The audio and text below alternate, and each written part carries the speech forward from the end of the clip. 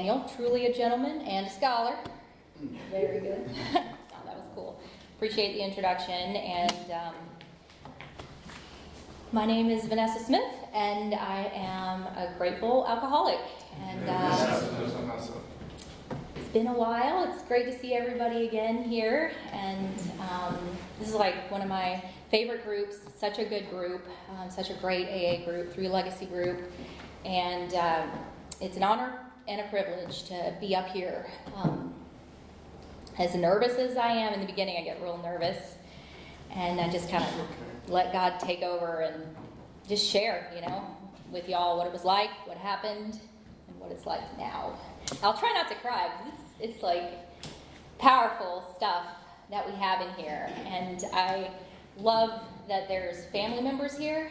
Thank you for coming. And it's such a beautiful thing to have the family involved in this, in these rooms. And also it's a wonderful, to have, not just alcoholics, but non-alcoholics and professionals in the mental health field, or, whatever, who might come to an open meeting and listen in to it, so that we can kind of stop at the whole, it's a cult thing, So it's not, because cults, people usually listen to others, so this is definitely not that, because, no, I'm kidding. So, yeah, no, actually, when I did surrender to this, to this way of life, it completely changed my life, and I basically let go and, whatever you call it, conformed or whatever, and let everything go, and I was able to basically gain my life back. And that's what's so emotional about it, So anyway. But, my sobriety date is July the 12th of 2016. And it's crazy. I celebrated the 8-year anniversary, and, it's amazing how, time and life, we get older, and kids get older, and relationships grow, and, it's such a beautiful thing. Whether you have like a month or however many years, and congratulations to the chip takers tonight. And I will just kind of say too, give me some grace, because I'm a little tired, and I'll try to marshal my thoughts as best as I can, but I'll go ahead and get to it. So I have a home group. I'm from Raleigh. I live in Raleigh currently, and my home group is the Principles Group of Raleigh. If you've all have been there before, some of us have. And if not, you should, if you're, in the big city, Barney Fife's favorite city in North Carolina, right? But, come to the AA meetings out there. They're awesome. I went to, all the meetings out there, and they're all so great in their own way. And the home group that I have right, now is a wonderful group. Great sobriety and message. And they help me to grow up, and to learn and to, just, it's such a great group. And anyway, so it's the Principles Group. We meet on Tuesdays and Thursdays at 8 to 9. So, I have a sponsor, and I also sponsor women, and I'm open to sponsorship. I need to sponsor. And so it helps me to give it away, right? Give away what was so freely given to me. So I am a real alcoholic, I was, before I knew I was an alcoholic, I lived in an existence where I didn't really know I was lost or filled with fear, or trying to, fit in somewhere, or wished I was somewhere else, and had all these feelings And I think that from a young age, I just desperately wanted to feel different and, have fun. And so my idea of being free and having fun and stuff like that is way different than it is now. And I remember that. And that's why, I hope to share with you all, what it was like for me. And so growing up, I lived a good childhood. I lived with my mother primarily, and she was in the military. And I would always visit my father. They divorced, and I would visit him like every other holiday, 2 weeks to a month out of the summer, and just like clockwork. And I remember it was like two different households. My mom's side of the family was one way, and then my dad's side of the family was a totally different way, which is fine, but I think from a young age, I kind of learned to hide and stuff my feelings, and battled with insecurity and low self-esteem from a young age. But I would always, put up a front or something like I was fine and things like that. And I remember I had kind of a unique younger childhood because we traveled a lot, and I lived overseas for a little while, and in Bosnia, like war country. It was right after the war, and I remember that affected me in a way that kind of shaped my ideals of religion. And so the religions were kind of fighting out there, and stuff like that. And so, but, as far as my life is concerned, how I was raised, I had a good childhood, and I will say that I don't blame my alcoholism on the things that happened to me in my life. We had some really good times. We also had some really hard times, and there were some, things. And my mother did the best she could as a single mom. She was a Marine. She was an armor in the Marine Corps, and she was tough and gritty, and I could not talk back to her. I was not allowed to talk back to that woman. And I love her very much for it, because it taught me, a lot, and she taught me a lot, and she loved me. And my father is also a wonderful individual who loved me and took care of me in his own way. And both of them, in their own way and lack thereof, right? We all live, nobody's perfect, right? And I've come to believe that there's not a perfect family out there. We try to do our best. And that's what's great about being sober, is we get a second chance at life. I get a second chance at life so that I can be the best version of myself, so that I can build my relationships and live in such a way that I can carry that on to my kids, to my friends, to my network and AA and things like that.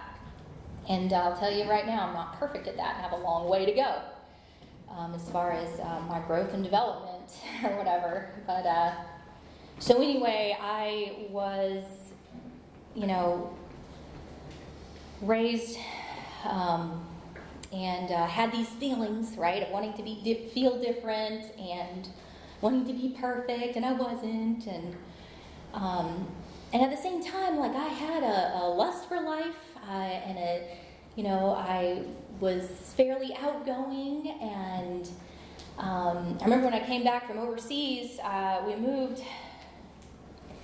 to Indiana, where my mom's family's from, in southern Indiana, Boonville, Indiana, and she got out of the Marine Corps and went into the reserves, and it was kind of different, because, I came from this background where we were there. I remember the camaraderie of the Marine Corps. There was all the Marines were very protective over me. They were like, anybody messes with you, you send them to me, and so And then we moved to like small town, Boonville, Indiana, back with family and everything, and it was just a little bit different. So I always had these little culture shocks, you know. And anyway, I needed a drink when I got my first drink. And I remember that. I remember from a young age, I was like 13. It was 1999. I remember it was Y2K. And I had my first drink. And it was like a Coors Light. And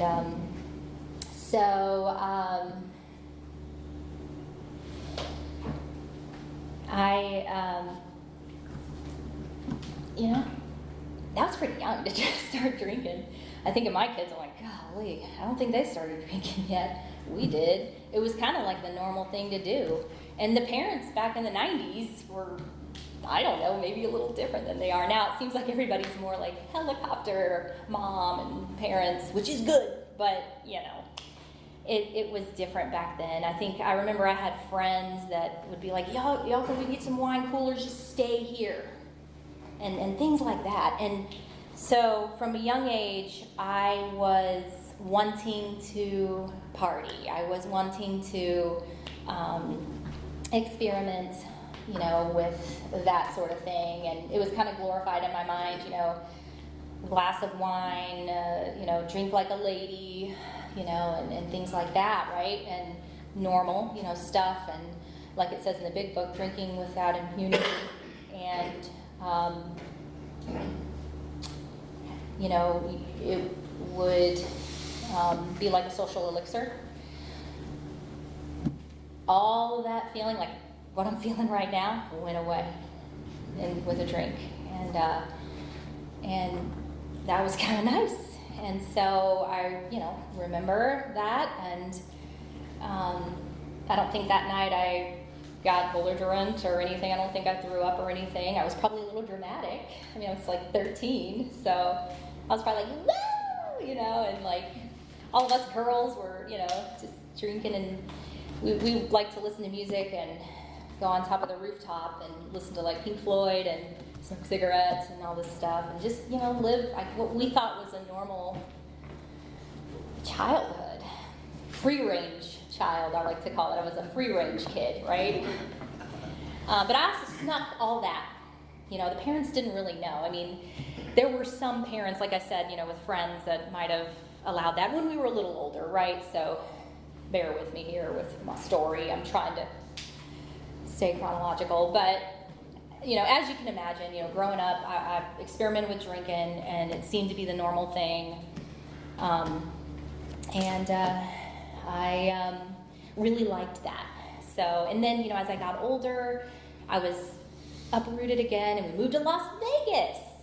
So my mother went from small town, Boonville, Indiana, with family. And when I remember when I got back from overseas, we moved with family, and I didn't have any friends. And that year was like, I remember the teacher was like, tell us about your experiences in Bosnia, in Sarajevo. And I was like, oh, okay. And then I made all kinds of friends. So I was like popular. And I was devastated when we had to move at that age. So at that age, I don't know if you guys ever relate to that, but it's like devastated, end of the world, you know, when you have to move away from your friends. So, you know, and that's another thing, you know, from a young age, I remember always being really sensitive, right? So, you know, I can relate a lot to Bill W.'s story with the egomaniac inferiority complex, to his achievements, and I have high achieving, some of my family members are extremely high achieving, so my ideals and my personality and just all these things were all screwed up. So y'all, I just really liked drinking and took it all away, freed me. So yeah, and so that's kind of how it was, and it got progressive, and I did graduate high school. I barely did, so we went to Vegas, and I had some, you know, whatever, a fine time. It was interesting. It was a very confusing time, and but you know, you know, from that age, you know, all I was thinking about was partying and sex, drugs, and rock and roll. That's all I was thinking about. And my family was like, you have potential. Like, you should study. You should try to, have you looked at colleges? Stuff like that. So, and anyway, so fast forward, I graduated high school. I ended up moving. My mother and I kind of didn't get along too well. Things kind of went down in my life there for a while, and I ended up moving with my grandmother in Illinois, Wilmington, Illinois. It's like southern Illinois, like Egyptian southern Illinois, poverty, really,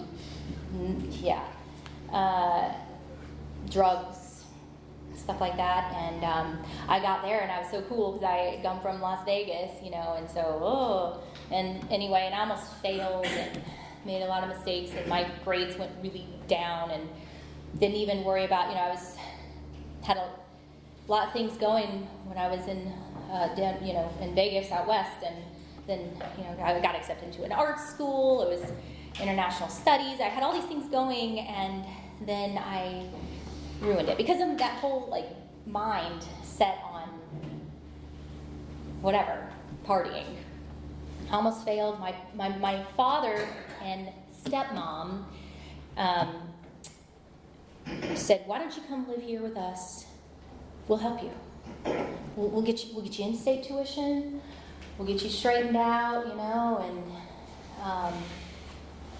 you can come live with us." And I was like, okay. So I leave my mom, and it is a lot for a kid. It's just a lot. Mom wasn't too happy about that. It's just like, ah. So, so that was what was going on in my mind. That's kind of how the reality was. But then again, I must say, perception is so powerful, because I talked to my stepmom about some of this, and she was like, "Vanessa, she's like, you were actually a good kid. Like, is that really how you felt? Like, you were all of the negative stuff, And she was like, "Don't you remember we, have positive stuff too?" And she's right. There was a lot of fine times and things like that. However, what I'm trying to get at is, I think the moment I took that drink, I don't know when I crossed the line, but for me, I don't know if I was alcoholic when I first started drinking, but probably was, So for me, and because I kept wanting that, and it was like the obsession had started. There was this obsession, but you couldn't persuade me otherwise. I had my parents, very good folks, really cool, upwardly mobile. They tried to help me. They were like, "Oh, we want you to, golly, we have so much opportunity for you." And and all I wanted to do was party. It was so much that, and they tried to help me. They were like, "Vanessa, you have alcoholism in your family," and I do. My grandfather passed away from it on my mom's side.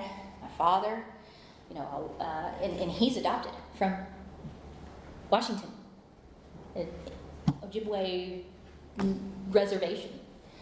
And my grandmother died of alcoholism.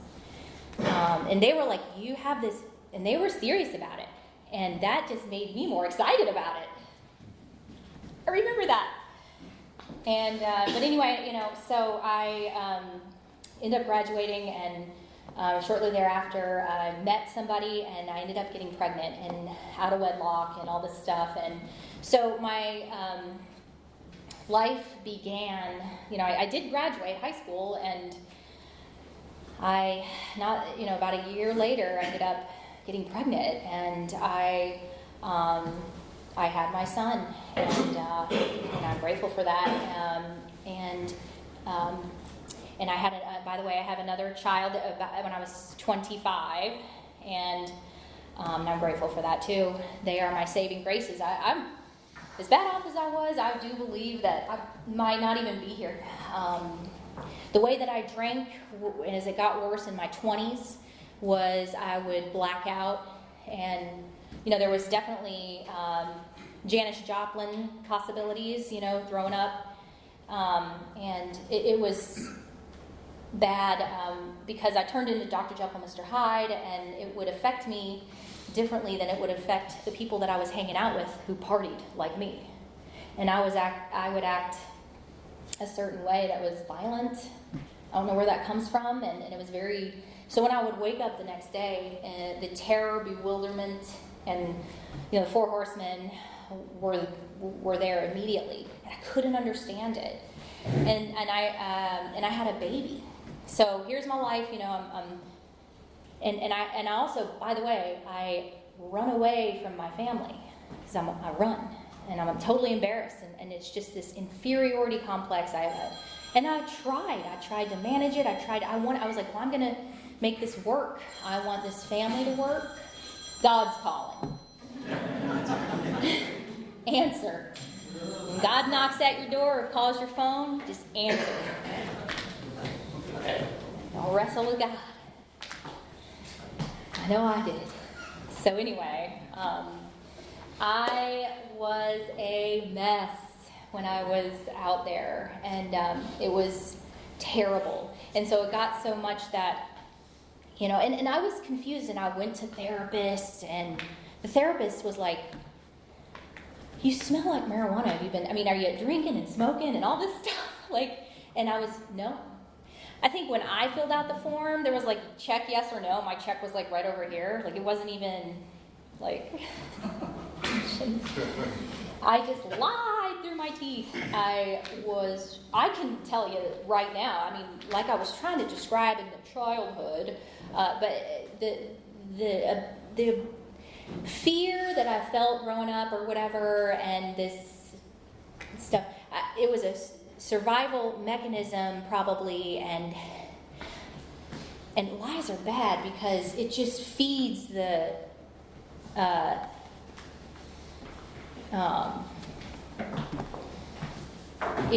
I can't think of the word right now, but the misconception of what the truth is. You know what I mean? And then you're totally lost. And that's one of the main things that I learned in this program was honesty. That is the thing that I think, besides, all the steps, the inventory, fessing up and doing the amends, and this honesty type stuff, that is a lifesaver and freeing, so, and so at that time, I would just lie through my teeth, even when the truth served me. Pathological liar. So that's really sick. And so people didn't really want to hang out with me. I couldn't keep any relationships. And so you have somebody with potential or just being a human being, and then, it's crazy how, the self-sabotage and low self-esteem and the sickness of the mind and all this stuff, eventually you start getting physically sick too. And so it all starts with that, But I didn't know at that time, and I was just trying to survive or whatever. And I had the 2 kids, and so anyway, I will say one of the big tragedies of my story was when my son's dad passed away. And that was before I had my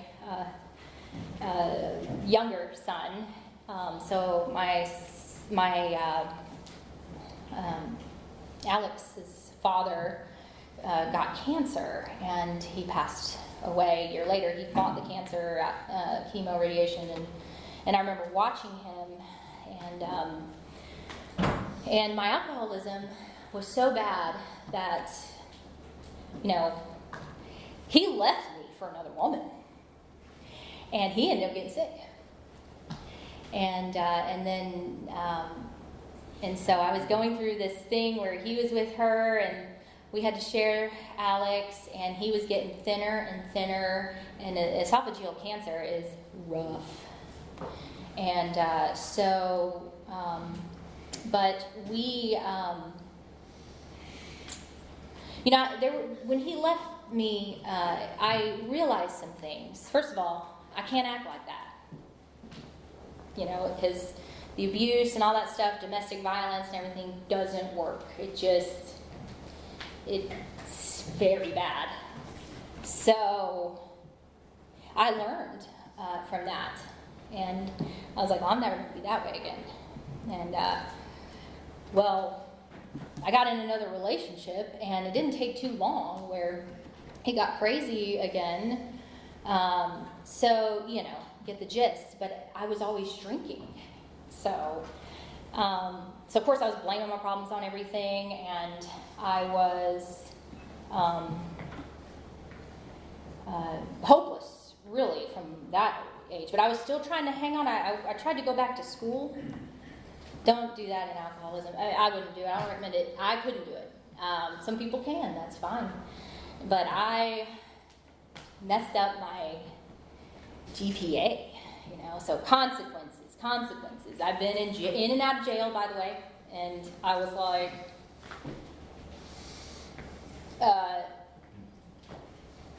Christmas money was my bail money, stuff like that. That happened one time. The stress that I put people through was not healthy. It was really bad. And so, sure, I felt really bad, and I was depressed and wanted to kill myself, So anyway, what happened was I ended up, going to doing a geographical cure, moving to Charlotte, and I was just me and the kids. I didn't even have a car. I shacked up with this guy, and had an umbrella stroller and had Alex and then the baby Andrew strolling around, me trying to look for a job in Charlotte, right in the metro in Charlotte, and just walking everywhere. And my son still remembers that stuff. And I would have wine during the day, and I was trying to keep up with everything, getting them in school, getting Alex his services that he needed. I had no friends. It was bad. So, and that individual that I was with was really not a great individual either. There was some violence thing that happened, and it involved my son. So that was a kind of an awakening moment. I basically, I remember I locked myself in the bathroom. It was this one-bedroom flat in Noda, Charlotte, that area in downtown Charlotte, and I was just insane. I would be involved. I didn't have a job, but I was involved in a run club where I would drink a bottle of wine before I went for a run, and then go to beer afterwards, stuff like that. And so my tolerance was getting a little bit higher, and then I had the kids, and I was that drunk mom, and so it was bad. And so. And I ended up going to a mental health institution there. But anyway, when everything came falling down was when that big, terrible thing happened that one night. And I locked myself in the bathroom, and I shut the door, and I looked at myself in the mirror, and it was like a ghost. It was terrible. I was just it was just this face of just like a demon or something. It was bad. And that was pretty much, I remember falling to my knees and praying, if there's a God, what do I do? And mind you, one of the reasons why I went to Charlotte is because CPS, to get them off my back. CPS was in and out of my life because my kids were going to school. Well, my older son, my other one, wasn't in school yet, but Alex was going to school, drawing bad pictures of just like on TV, you see that, and it's whoa, and so I was not being a fit mother. So I ran away once again, went to Charlotte. Anyway, so when I got down on my knees and I prayed this prayer of help. And then this thought came in my mind, which was not from me. I truly believe it was from God, that it was just basically go home and fess up, So I did. I called Adam and had him come 3 hours and come get me from Gardner, North Carolina, and he didn't have a car, but his dad came and got me, and the kids were in the front seat, and I was put all the way in the trunk practically, rode back, and they dropped me off at my father's house, and I was showed up at my doorstep, of my childhood doorstep there in Garner, and Benjamin answered the door. He was like 17 at the time. That's my brother. I have a brother and a sister. I'm a lot older than them. And Misty was there. My dad wasn't there. And I remember like it was yesterday, and it was such a relief to go back home. And they were like, wow, Vanessa, it's been 6 years, you know, because I had ran away. I didn't answer calls, didn't do any of that. And so they tried to help me again. They're like, let's get on your feet, you know.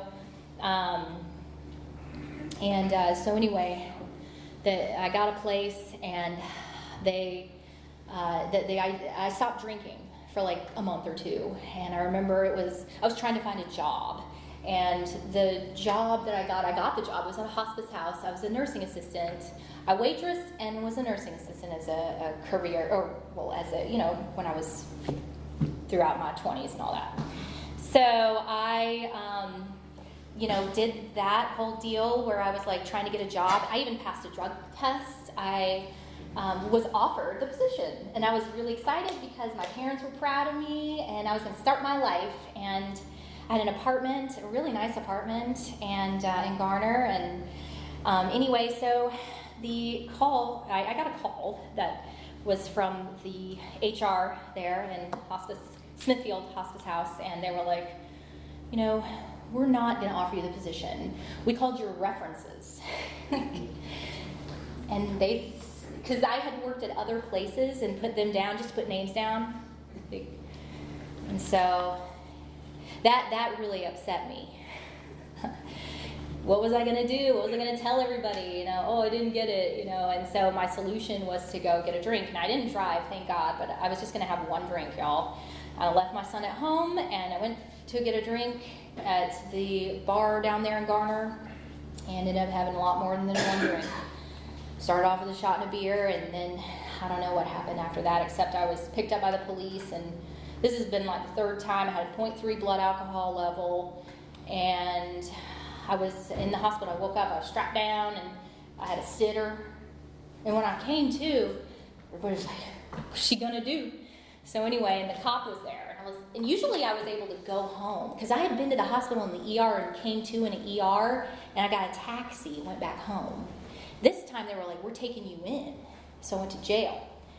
And this one had some charges on it, like felony, and like another misdemeanor. And so anyway, that whole thing happened. So and that's how I got introduced to AA.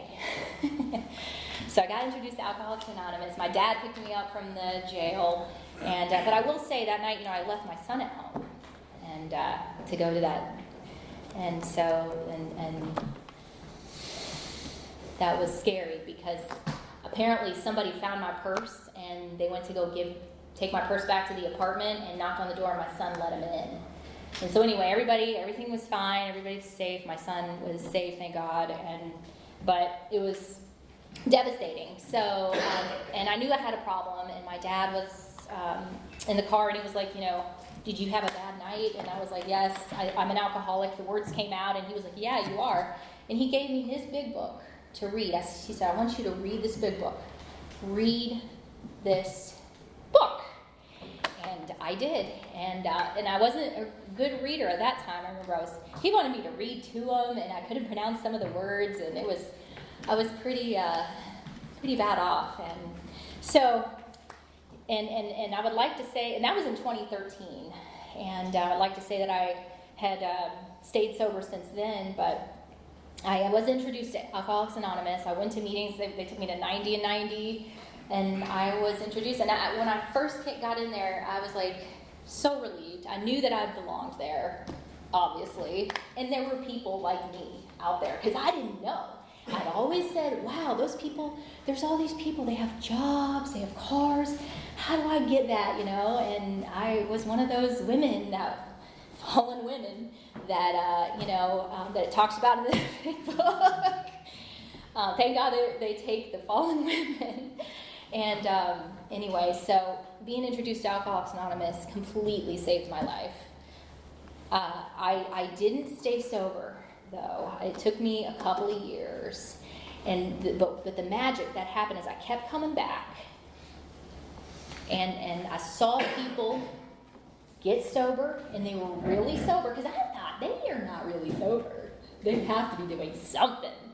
But they weren't, and they became free. Their lives, they were happy. Their lives changed. They were living their dream. And so,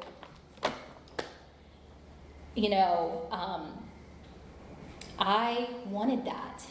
I was honestly willing to do this thing. And I didn't know if I was going to be able to do it. And I've had a sponsor say, yeah, you weren't. You surrendered. You really surrendered. And so I started working the steps for real with a sponsor. And I remember it was like each day was an honest day. Like, oh, this is a real record. One day at a time living. And I think I was better at one day at a time living in my first year through my third year than I think I am now. That life comes back. Because now I have my life back, but it's hard because it seems like it can take you away from AA sometimes, but you just keep coming back, right? And that's what I do. And but anyway, when I was in my first years of sobriety, I worked the program, and there was so much change. And I truly believe that this has changed and altered my thinking and my brain, and I didn't do anything, and I had to change people, places, and things, because there were certain things that I was holding on to, and I had to be honest and say bye-bye to that stuff. I had to, stop. People were like, hey, because I worked at a restaurant, people were like, hey, one more 12-pack, or you want to buy something, and I was like, no, I'm in AA. I can't do it. I'm done. I can't. They're like, you really have a problem? Yes. And I was honest. And that was a shield. And there were certain things I had to just completely say bye to. I am moving on. I think you should too, is what happened. And it changed my life. And it gave me strength, a spiritual God gift that carried me through, and from there on it's been just like an awakening, and my life has changed, and in sobriety today, it's so interesting, because there are a lot of great things that happen, and success, and but there's also been failures. However, I don't think of them as failures anymore. I work with a sponsor. I think of them as learning experiences, and that's just not my path or whatever, And so it's important that I work with a woman who I can be completely honest with, and that I call, which I need to call more. I'll be honest with you. I've got to start calling my sponsor a little more than I used. It's like, can be challenging sometimes. And that's why we come up here and we speak, so that we can be reminded of some of the things that we talk about.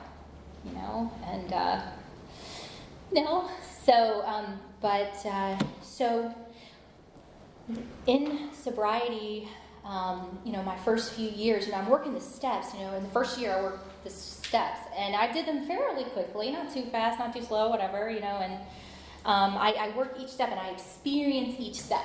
So step one,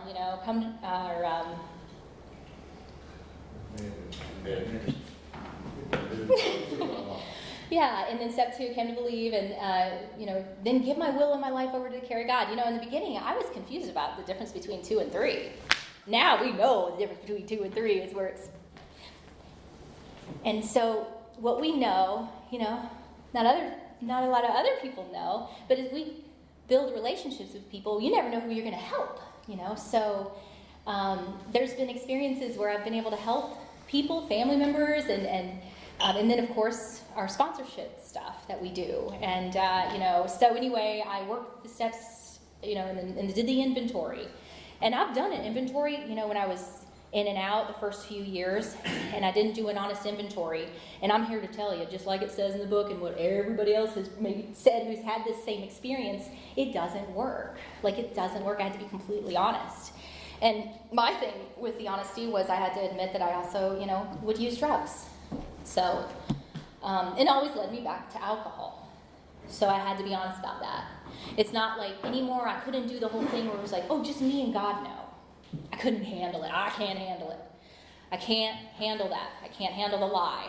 So you just,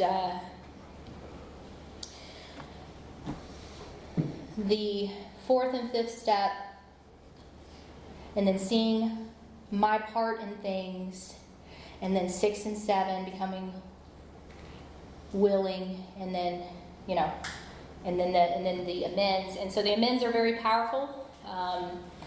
I had little awakenings through each step, personally. And when I made amends, I learned so much because I am, admitting what I've done and admitting that I'm trying to change and that I'm in AA and I'm in a spiritual path. And that's what it was kind of taught to me, instead of saying, oh, this is why I did that, this is why I did that, and, but you also did that too. See, taking other people's inventory, that whole shift of thinking was vital to my freedom, because I can that's my part.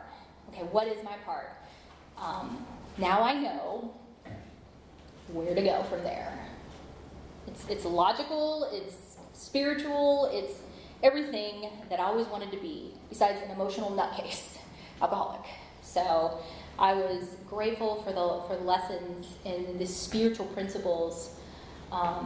And so, and I had to practice these principles. I was offered a job as a recruiter, and I was like, what a blessing to get away from the restaurants. Not that there's anything wrong with any job. I'm a recruiter. Jobs are good.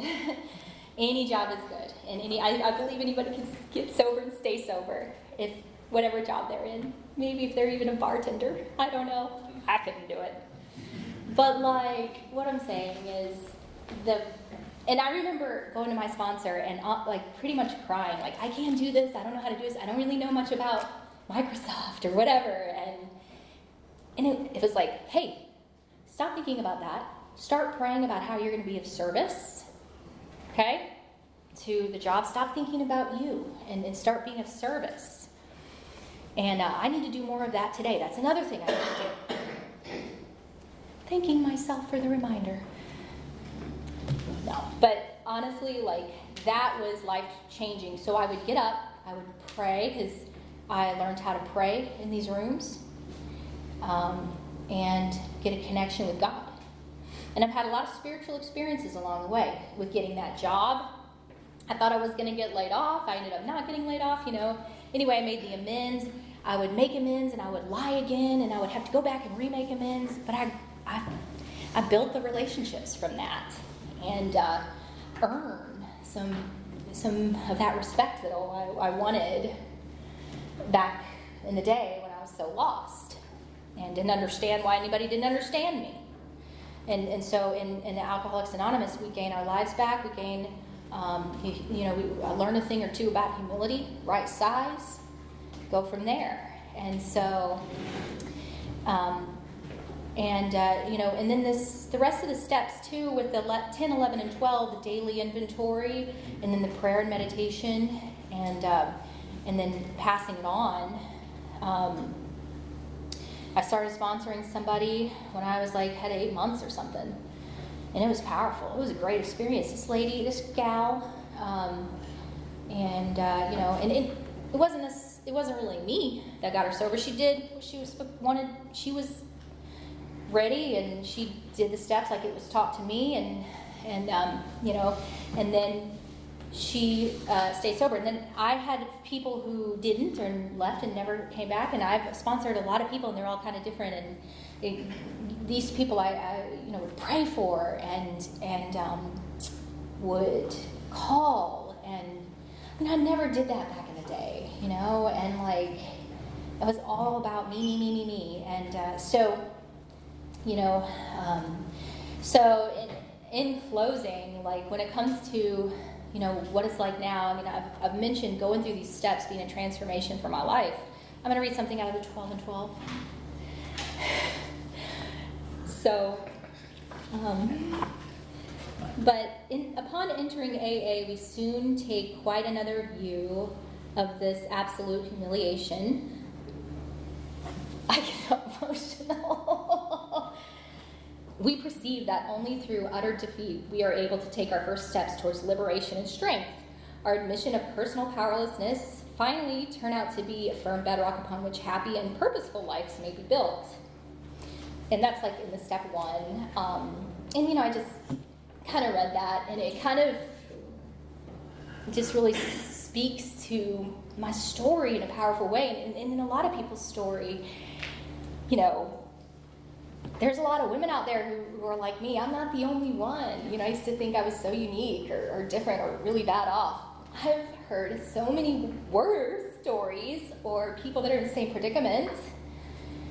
Very fortunate in a lot of ways. And but, today I know that, I love God, and I know that God loves me, and I am worthy, and so what do you do with that, right?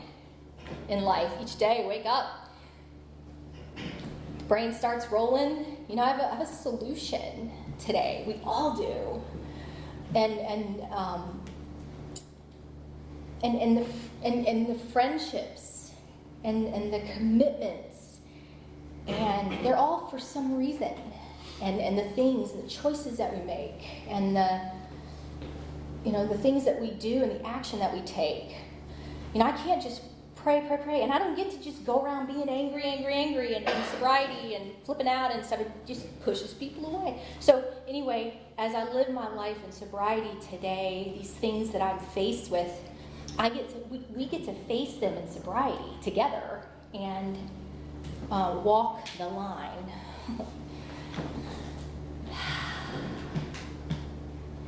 Yeah, I have a life beyond my wildest imagination, honestly. But I still have a long way to go, and I love the challenges, and the nervous energy that we get, we can turn it into a good thing.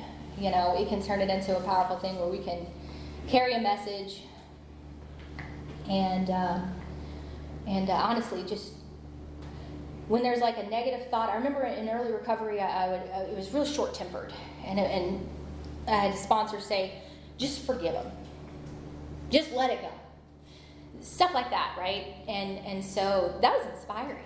I was like, wow. And and I don't have to be perfect. So I have had struggles and failures and things like that, but like I said, they're not really failures, they're lessons. And there's always hope. There's always a way out. There's always a solution. But if I pick up a drink, that all goes away. And I am faced with death, jails, institutions. And we know that. And but if you don't know that, or if you need help or anything like that, we're all here for you. I'm here for you. And it was really great to share with you all. And thank you for listening. And that's it.